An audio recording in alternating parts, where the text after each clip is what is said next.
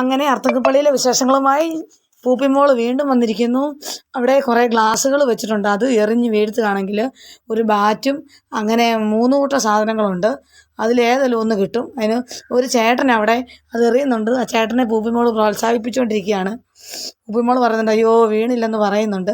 അങ്ങനെ ഞങ്ങൾ നടന്നു വന്ന് ഐസ്ക്രീം കണ്ടു. ആ ഐസ്ക്രീം ഒരെണ്ണം വേണമെന്നും പറഞ്ഞ് മേടിച്ചു. എന്നിട്ട് ഐസ്ക്രീംകാരനെയും കാണിക്കണം, ഐസ്ക്രീം ചേട്ടനെയും കാണിച്ചു, ഐസ്ക്രീം വണ്ടിയും കാണിച്ചു.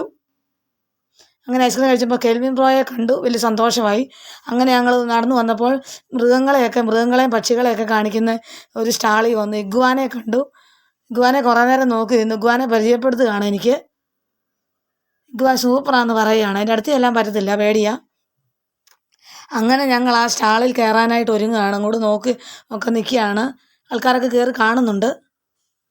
ഇഗ്വാനെ ഒന്നുകൂടെ കണ്ടേച്ച് പോകാമെന്നും പറഞ്ഞ് നിന്നിട്ട് പൂപ്പിമോൾ കുറേ നേരമൊക്കെ നോക്കി നിന്നു.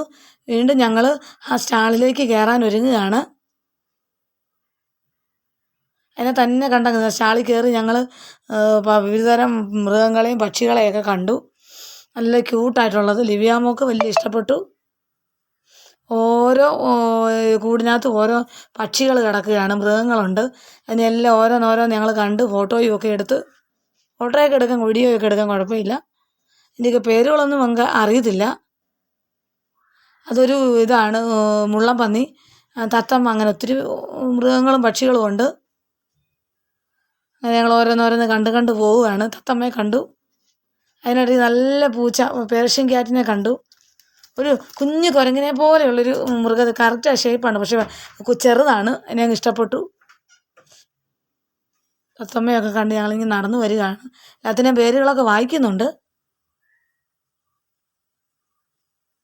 കറക്റ്റൊന്നും അറിയത്തില്ല. ഒരു പാമ്പിനെ കണ്ടു. ഇതിന് ഷോയ്ക്ക് വെക്കുന്നതാണെന്നാണ് പറഞ്ഞത്. അങ്ങനെയുള്ള മൃഗങ്ങളെല്ലാം കണ്ട് ഞങ്ങളിങ്ങനെ വരണം. അണ്ണാൻകുഞ്ഞ് ഇതേണ്ട് വന്നു. അണ്ണാൻകുഞ്ഞല്ല, ഒരു ചെറിയ കുരങ്ങിൻ്റെ ഷേപ്പാണ്, പക്ഷെ അണ്ണാൻ്റെ വലിപ്പമുള്ളൂ. അങ്ങനെ എല്ലാം കണ്ട് ലിവിയാമോക്ക് അങ്ങ് അതിശയമാണ്. പൂപ്പിമോൾ പറയുന്നുണ്ട് എല്ലാം നല്ല അതിശയം. നാടൻ കോഴി അല്ല, വേറെ ഇനത്തിൽപ്പെട്ടതാണ്.